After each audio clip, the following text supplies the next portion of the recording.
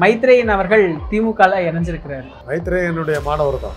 மாணவராக இருந்தாலும் ஜாக்கிரதையா இருக்க. அவர் வந்து பாஜகவில் ரொம்ப தீவிரமா இருந்தவர். அழுகின பழத்தை வந்து நல்ல பழத்தோட வச்சோம்னா நல்ல பழமும் சேர்ந்து அழுகி போயிடும். ஸ்டாலின் அவர்கள் கொஞ்சம் சாஃப்டா ஹேண்டில் பண்ற மாதிரி இருக்கு சார். வெளியே ஆரியம்னு பேசினாலோ அவங்க சைடு ஒரு சாஃப்ட் கார்னர் இருக்கிற மாதிரி தெரியுதா? ஆமா, சிலதெல்லாம் ஏத்துக்கிட்டாங்க. திமுகங்கிற அந்த வந்து கட்டியான ஒரு பால் தண்ணியா மாறுறதுக்கு வாய்ப்பு ஜாக்கிரதை.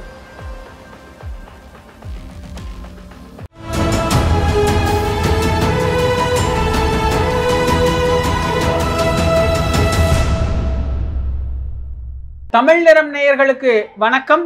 இன்று நம்மிடையே மூத்த அரசியல் விமர்சகர் டாக்டர் காந்தராஜ் அவர்கள் இணைந்திருக்கிறார். வணக்கம் சார். மைத்ரேயன் அவர்கள் திமுகல இணைஞ்சிருக்கிறார். யார் மைத்ரேயன்? இந்த இவரு நம்மளுடைய முன்னாள் எம்பி மயிலாப்பூர் ராஜ்யசபா மைத்ரேயன் திமுகல இணைஞ்சிருக்கிறாரு சார். இன்னைக்கு மைத்ரேயனுடைய மாணவர் தான்.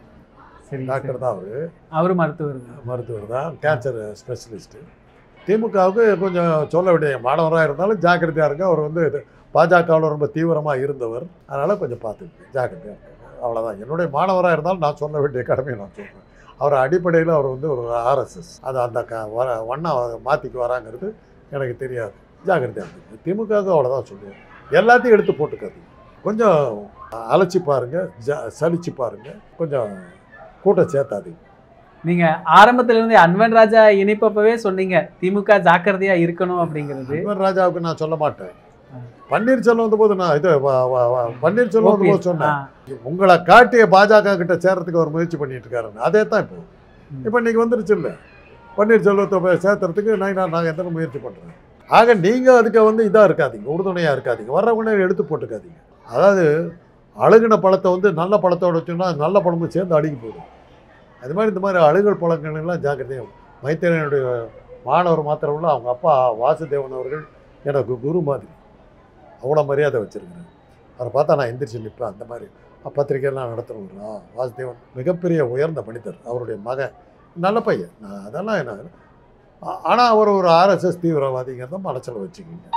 இன்றைக்கி இருக்கிற திமுகவினர் அதை மனசில் வச்சுக்கிட்டு அவர்கிட்ட ஜாக்கிரதையாக இருந்துக்கிறது நல்லது. அவர் அதிமுகல இணைந்ததே வந்து இந்த பிராமணம் அப்படிங்கிற ஒரு ஃபேஸ் வேல்யூல தான் அவர் இணைஞ்சாரு அப்படின்னு சொல்லுவாங்க. பாஜகவினுடைய இதாக தான் அவர் அதிமுகவில் இருந்தார். தன்னுடைய இசட் பாதுகாப்புக்கு பதிலாக இவரை உள்ள வச்சுக்க அதிமுக என்ன செய்யுதுங்கிறத கண்டுபிடிக்கிறதுக்கு தான் அவர் வச்சுருந்தாங்க.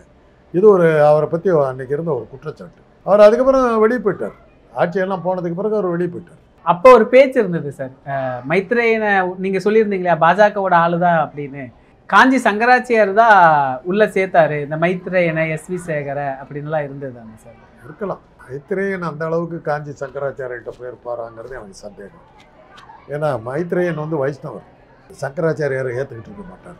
அவர் ஏற்றுக்கிட்டது இல்லை, ஏற்றுக்கிட்டு இருக்க மாட்டாருங்கிறது என்னுடைய நம்பிக்கை. அவர் தீவிரமான வைஷ்ணவர், அது சைவ மாட்டார். அதனால் அதை சங்கராச்சாரியார் பேச்சை கட்டிட்டு போயிருப்பாரு. மைத்ரேயனை ஒரு அருமையான புத்திசாலி, ரொம்ப பிரில்லியன்ட் ஸ்டூடெண்ட். அவர் பிரில்லியன்ட் ஸ்டூடெண்ட். என்னோட எங்கள் வீட்டு நிகழ்ச்சிகள்லாம் அவர் வந்து கலந்துக்குவார். என்னுடைய அண்ணன் மகனோட கிளாஸ்மேட். அவர் கிளாஸ்மேட்டு, ரொம்ப நெருக்கம். என்கிட்ட என் மேலே உயிரை விடுவார். நான் அவரை எதிர்த்து பேசுறதுக்கு எனக்கு கஷ்டமாக இருக்குது. இருந்தாலும் ஒரு அரசியல் ரீதியாக பேசும்போது அவர் ஒரு தீவிரமான ஆர்எஸ்எஸ்காரர், ஜாக்கிரதையாக இருந்துக்கார் சொல்ல வேண்டியது இருக்குது. ஓபிஎஸ் அவர்கள் தர்ம யுத்தம் செஞ்சார் இல்லைங்க சார், அதுல குருமூர்த்தி அவர் வந்து மைத்ரேயனை வச்சுதான் ஆப்ரேட் பண்ணாரு அப்படின்னு சொன்னாங்க சார். அது உண்மைதான். தர்ம யுத்தம் எல்லாமே அவர் சொல்லி தான் நடந்தது. அப்புறம் தானே அதெல்லாம் வெளியே வந்ததுக்கு அப்புறம் தானே குருமூர்த்தியுடைய குட்டி எப்போ வெளிப்பட்டுச்சுன்னா ரஜினிகாந்த் கிட்ட போய் சிக்கினார். நான் சொன்ன ரஜினி கேட்பாருனாரு. ரஜினி நீ யார் நின்றுட்டு போயிட்டாரு. அதில் தான் அவர் கதலாச்சு. இப்போ அடுத்து எஸ்வி சேகர், மைத்ரேயன் இது மாதிரி எல்லாம் இவங்கெல்லாம் திமுக பக்கம் வர ஆரம்பிச்சுட்டாங்களே சார். வரட்டும், ஜாக்கிரதையாக இருந்துக்கிறத நம்ம சொல்கிறோம். நீங்கள் வர வேணான்னு சொல்லாதீங்க, வாங்க, ஆனால் ஜாக்கிரதையாக இருக்கு, அவ்வளோதான். திமுக பக்கம் ஒரு விமர்சனம் இருக்கு. என்ன அப்படின்னா, இவங்க எல்லாருமே திராவிட கொள்கைகளை மறுக்கக்கூடிய ஒரு ஆட்கள். இன்னைக்கு வந்து பவர்ல திமுக இருக்குது அப்படின்னு வராங்க, இவங்களெல்லாம் சேர்த்துக்க வேண்டாங்கிற ஒரு விமர்சனம் இருக்கு. ஏன்னா நீங்களுமே இப்போ சொல்றீங்க ஜாக்கிரதையா இருக்கணும் அப்படிங்கிறது. இப்போ இந்த விஷயத்தை எப்படி கையாளுறது? இது என்னன்னா, அந்த காலத்தில் கம்யூனிஸ்டுகள் வந்து இங்கே இந்தியாவில் எடுபடவே இல்லை. அவங்களுடைய இதை பூராமே வந்து தென்னாட்டில் வந்து திராவிட இயக்கங்கள் வந்து கம்யூனிஸ்டுகளை காலி பண்ணிட்டாங்க. ரெண்டாவது இங்கே இருந்த கம்யூனிஸ்டுகள் வந்து வர்க்க பேதத்தை விடவே மாட்டேன்ட்டாங்க. தலைவர்கள்லாம் பார்த்தீங்கன்னா எஸ்ஏ டாங்கே, ஏஎஸ்கே ஐயங்கார், சங்கரன் நம்பூதிரிப்பாடு, இது மாதிரி எல்லாம் மேல் ஜாதிக்கார பிராமணர்களாக உள்ளே போட்டுட்டாங்க. கார்ல் மார்க்ஸ் சொன்னது வந்து வர்க்க பேதத்தை ஒழிச்சால்தான் பொருளாதார சமத்துவம். இங்கே வர்க்க பேதத்தை பேருக்கு பின்னாடி வச்சுட்டு இருக்கோம்னா கம்யூனிஸ்ட் வந்தாங்க. கம்யூனிஸ்ட் எங்கே வளரவே இல்லை. அப்போ மாஸ்கோ ஒரு ஐடியா கொடுத்துச்சு. காங்கிரஸ் அப்போ ஸ்ட்ராங்காக இருக்குது. நீங்கள்லாம் அப்படியே காங்கிரஸில் சேர்ந்துருக்காங்க. அப்படி சேர்ந்தவங்க தான் மோகன்குமார மங்கலம் போன்ற பல தலைவர்கள் காங்கிரஸில் சேர்ந்தாங்க. உள்ளே நுழைஞ்சு அவங்க வந்து மந்திரியாக வாங்கினாங்க. இந்திரா காந்தி வந்து மந்திரி சபை பல 2-3 தடவை மாற்றினாங்க. மோகன்குமார மங்கலத்தினுடைய பதவி மாற்றவே இல்லை. ஏன்னா அங்கேருந்து வந்த அப்படி வந்து உள்ளே பூந்து காங்கிரஸ் இயக்கத்தை வந்து நிறுத்து போக வச்சு அதை கம்யூனிஸ்ட் இதாக மாற்றுறதுக்கு அவங்க ட்ரை பண்ணாங்க. அந்த மாதிரி முயற்சியில் இன்றைக்கி இருக்கலாம். பிராமண துவேஷங்கிறது வந்து திமுகவுடைய இதாக இருக்குது. நாம் உள்ளே பூந்து அதை நிறுத்து போக வச்சிடலாங்கிறதுக்காக ஒரு செட்டாக உள்ளே வரலாம். யோசிச்சு பார்க்கணும். அவ்வளோதான் நான் சொல்லுவேன். இந்த பிராமண எழுத்தாளர்கள், இந்த பிராமண ஆட்கள் எல்லாருமே ஸ்டாலின் அவர்கள் கொஞ்சம் சாஃப்டா ஹேண்டில் பண்ற மாதிரி இருக்கு சார். வெளியே ஆரியம்னு பேசினாலோ அவங்க சைடு ஒரு சாஃப்ட் கார்னர் இருக்கிற மாதிரி தெரியுதா? நம்ம சிலதெல்லாம் ஏற்றுக்கிட்டு தான் ஆகணும். இப்போ வந்து ராஜாஜி கூட வந்து அண்ணா கூட்டணி வச்சார். அப்போ என்ன சொன்னாங்க?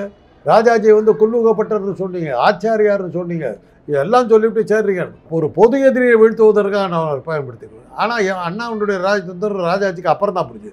பெரிய ராஜதந்திரி நினைக்கப்பட்ட ராஜாஜியை கவுத்து எரிஞ்சு போட்டது அண்ணா. வெற்றி பெற்ற உடனே பெரியார்கிட்ட போய் என்னுடைய வெற்றி உங்களுடைய வெற்றின்னு போய் நின்னார். அன்னைக்கு தான் ராஜாஜிக்கு தெரியுது. ஆனால் கூட இருந்த காலிப்பட்டார். அந்த சாமர்த்தியம் திராவிட இயக்கத்துக்கு இருக்குது. அந்த சாமர்த்தியம் இன்னைக்கு இருக்கிற தலைவர் இருந்தாங்கிறது நம்ம பார்க்கணும். இந்த பக்கம் அதிமுகவை எடுத்துக்கிட்டோம் அப்படின்னா கூடாரம் காலியாகிட்டே இருக்கு. ஏன்னா அதிமுகவோட அமைப்பு செயலாளராக இருந்தார். கட்சியுடைய மாநில அளவில் ஒரு பெரிய பதவியில் இருந்தவர் இன்னைக்கு திமுக பக்கம் வந்திருக்கிறாரு. அப்படியே கூடாரம் காலியாகிட்டே இருக்குதா சார்? அதைத்தான் நான் திருப்பி சொல்கிறேன். வர்றவங்களையெல்லாம் உள்ளே போட்டுக்காது. சரி வைங்க, சில இதுக்கெல்லாம் பார்த்துட்டு அதுக்கப்புறம் அவங்களுக்கு ஜாக்கிரதை இருப்பாங்க. அவ்வளோதான் நம்ம சொல்ல முடியும். நீர்த்து போயிடும். நீங்கள் பாலில் தண்ணியை சேர்த்தனாக்கா டம்ளர் நிறைஞ்சிடும். பால் இருக்காது. ஜாக்கிரதை இருக்கும். இந்த மாதிரி இந்த பால் அல்லாத மற்ற திரவங்கள்லாம் உள்ளே சேர பால் கெட்டு போகும். அதை ஞாபகம் வச்சு வர்றாங்க. இது செய்திகளுக்கு இது நல்லாயிருக்கும். சேர்த்தத்துக்கு நீங்கள் ஜாக்கிரதையாக இருக்கும். அதிமுகவில் கூடாரம் காலி ஆகிட்டே இருக்குது சார். இப்போ வரவங்க எல்லாருமே சொல்லக்கூடிய ஒரே விஷயம் என்ன அப்படின்னா, அதிமுகவில் தலைமை சரியில்லை. இங்கே தலைமை வந்து எடப்பாடி பழனிசாமி அவர்கள் கிடையாது, அமித்ஷா அவர்கள் தான் உத்தரவிடக்கூடிய இடத்துல இருக்கிறாரு. ஏன்னா அன்பராஜா அவர்கள் சந்திக்கும் பொழுதும் அவர் இணைப்பின் பொழுதும் அவர் சொன்னது அதுதான். இன்னைக்கு மைத்ரேயன் அவர்களும் அதுதான் சொல்றாரு. இப்போ கிட்டத்தட்ட அதிமுக கூடாரம் காலியாகி இருக்கக்கூடிய ஒரு நிலை தான் இருக்கு. ஆல்ரெடி டிடிவி தினகரன் அவர்கள் தனி கட்சி ஆரம்பிச்சிட்டாரு. அதில் ஒரு செட் ஆஃப் கூட்டம் போயிருச்சு. ஓபிஎஸ் அவர்கள் அவங்க கிட்ட ஒரு செட் ஆஃப் கூட்டம் இருக்கு. இப்போ அதிமுகவில் இருக்கிறவங்களும் இப்படி வெளியே வந்துகிட்டே இருந்தாங்க அப்படின்னா இப்போ அதிமுகவில் அடுத்து வரது யாரா இருப்பாங்க சார்? அதெல்லாம் யாரோ ஒருத்தர் வருவார். எப்பவுமே அப்படிதாங்க. பெரியாருக்கு அப்புறம் யாருன்னாக்கா அண்ணா வந்தார். அண்ணா இறந்த போது பெரிய வெற்றிடம் வந்துடும் திமுக. கலைஞர் வந்து அதை விட பிரமாதமாக போனார். கலைஞருக்கு பிறகு என்ன பண்ணுவாங்க பார்த்தா ஸ்டாலின் பிரமாதமாக தான் பண்ணிட்டு இருக்காரு. யாரோ ஒருத்தர் வருவாங்க. இப்போ பார்த்தா உதயநிதி வந்து நீங்கள் வாரிசுன்னு சொல்லலாம். உதயநிதியுடைய சில கேள்விகளுக்கு எதிர்கட்சியால் பதில் சொல்ல முடியல. இன்னும் சொல்ல போனால் ஸ்டாலினோட உதயநிதியுடைய கேள்விகள் பிரமாதமாக இருக்குது. அது மாதிரி யாரோ ஒருத்தர் வந்துக்கிட்டு இருப்பாங்க. யாரோ ஒருத்தர் வருவார். எங்கேருந்தோ ஒரு தலைவர் வருவார். அடுத்து தங்கமணி வரக்கு வாய்ப்பு இருக்கு, செங்கோட்டையன் வரக்கு வாய்ப்பு இருக்கு. நீங்க நீண்ட காலமாவே செங்கோட்டையன் வருவாரான்னு நான் கேட்கும் பொழுது எல்லாமே அதை தீவிரமா மறுத்துக்கிட்டு இருக்கிறீங்க. ஆனா இன்னும் பொதுவெளியில செங்கோட்டையன் அவர்களோ தங்கமணி அவர்களோ திமுக வரக்கு வாய்ப்பு இருக்குன்னு தான் பேசியிருக்கேன். செங்கோட்டையனும் சரி பழனிசாமியும் சரி அடுத்தடுத்த ஊரை சேர்ந்தவங்க. 2 பேரும் ஒரே இனத்தை சேர்ந்தவங்க. ஒரே இடத்துல 2 பேர் மாற்றிக்கிட்டு போயினாக்கா அந்த கூட்டம் தான் அவங்களோட இருக்குமே ஒழிய வேறு யாரும் புதுசாக வர மாட்டாங்க. அதுக்கு பதிலாக சிவி சண்முகத்தை கொண்டு வர்றீங்கன்னா வன்னியர் ஒருத்தருக்கு தலைமை பதவி கொடுத்தீங்கன்னு சொல்லிட்டு வன்னியர்கள் வந்து சேரலாம். வெள்ளாள கவுண்டரும் வன்னியர்கள் ஒன்றா சேர்ந்தாங்க. அப்படி அவங்க சேர்ந்து தான் என்ன பிரயோஜனம் ஆச்சு? போன தேர்தலில் வட்ட வலிச்சு ஆகிப்போச்சு. சிவி சண்முகம் இதுக்கு முக்களத்தோடு கேவலமாக எல்லாம் பேசினார். ஊற்றி கொடுக்குற இனமெல்லாம் பேசினார். அதனுடைய விளைவு தென் மாநிலங்கள் பூரா போச்சு. தென் மாவட்டங்கள் பூரா போச்சு. வட மாவட்டங்களில் வந்து சிவி சண்முகத்தை பார்த்து யாரும் ஓட்டு போடலை. ஏன்னா அந்த நேரத்தில் பழனிசாமி ரொம்ப ராஜதந்திரமாக பேசாதான் நினச்சிக்கிட்டு வன்னியர்களுக்கு 10% புள்ளி இடம் கொடுப்பேன்னாரு. ஓஹோ, அப்போ நாங்களாம் இடிச்ச வேணும்னு சொல்லிட்டு மற்ற அத்தனை ஜாதிக்காரன்னு காலை வர விட்டாங்க. தோத்தது காரணம் அதுதான். அதெல்லாம் இருக்குது. இதெல்லாம் வச்சு நம்ம வந்து திமுகவுக்கு நான் இப்போ சொல்லிக்கிறது என்னன்னாக்கா, எல்லாத்தையும் உள்ளே சேர்த்துக்கிட்டே இருந்தீங்கன்னா திமுகங்கிற அந்த வந்து கட்டியான ஒரு பால் தண்ணியாக மாறுறதுக்கு வாய்ப்பு இருக்குது. ஜாக்கிரதையாக இருக்குது. அவ்வளோதான் நம்ம சொல்லுவோம். இத்தனை பேர் பெரிய ஆட்கள் தான் வெளியே வராங்க அதிமுகவில் இருந்து. ஆனால் அந்த எடப்பாடி பழனிசாமி அவர்கள் கொஞ்சம் கூட அசைஞ்சு கொடுக்க மாட்டேங்கிறாரு. இன்னைக்கு மைத்ரேயன் வெளியே போயிட்டாரு அப்படின்னு செய்தியாளர்கள் கேள்வி முன்வைக்கிறாங்க. உட்கட்சி விவகாரத்தெல்லாம் சொல்லக்கூடாது அப்படிங்கிறாரு. பக்கத்தில் தம்பிதுரை அவர்கள் ஏதோ பேச்சு எடுக்கிறாரு, இருங்க அப்படின்னு தம்பிதுரையை மிரட்டிட்டு இவர் பேச்ச ஆரம்பிக்கிறாரு. தான் தான் கட்சியில் அப்படிங்கிறதுல முடிவாக இருக்கிறாரா சார்? அந்த தலைமை அவருக்கு அந்த சந்தேகம் இருக்குன்னு அப்புறம் நாம என்ன பண்ணுறது? அவர் தலைமை பதவி சரியில்லைங்கிறதா தெளிவாக தெரியுது. 10 தோல்வி பழனிசாமி கடைசி 3 எலெக்ஷனில் தேர்தலில் நிற்கவே இல்லை. அவர் அரசியல் கட்சியாகவே அவர் இயக்கலையே. அதனால தான் இருந்த முறை வெளிப்பட்ட தேராது போல் இருக்கு. எலெக்ஷனில் கூட நிற்காத ஒரு ஆளுகிட்ட போய் என்னத்தை பண்ணுறது? தோக்கிறது வேறு விஷயங்க. எலெக்ஷன்லேயே நிற்கலையே, புறக்கணிப்புங்கிற பேரில் சொல்லிவிட்டு 3 எலெக்ஷன் நிற்காமே விட்டு விட்டார். அப்புறம் எங்கே இருக்குது கட்சி? தேர்தல் ஆணையம் கொடுத்த ஒரு இதனால தான் அவருக்கு கட்சி சின்னமும் கட்சி ஆஃபீஸு இதை வச்சுக்கிட்டு இருக்கிறாரு. இதை தவிர அவர்கிட்ட யார் இருக்கா? அந்த ஒரு 15-20 எம்எல்ஏக்கள் இருக்காங்க. அதில் கூட எத்தனை பேர் இன்னும் அவரோட இருக்காங்கன்னு தெரியல. சட்டமன்றத்திலே ஏதாவது பேசியிருக்காரு அவர்? ஒன்றும் கிடையாது. இந்த 4 வருஷமாக ஏதாவது ஒரு போராட்டம் நடத்தியிருக்காரா? ஒரு மாநாடு நடத்தியிருக்காரு? கட்சி சம்மந்தமாக என்ன பண்ணியிருக்காருன்னு சொல்ல பார்க்கலாம். எதுவுமே செய்யலையே. எலெக்ஷனில் நிற்கணும், அதுவும் செய்யலையே. அப்படி இருக்கும்போது அந்த கட்சி இருக்குது பேசிக்கிட்டு என்ன அர்த்தம் இருக்குது? கணக்காட்டலாம். பழனிசாமியின் பின்னால் 1.5 கோடி அதிமுக தொண்டர்கள் என்னோட சேர்த்துக்கிட்டாங்கன்னு அமித்ஷா கதை விடுறதுக்கு வேணா யூஸ் ஆகும். யார் இருக்கிறாங்க? தற்கால அரசியல் குறித்தான பல தகவல்களை சுவாரஸ்யமாக பகிர்ந்து கொண்டதுக்கு நன்றி சார்.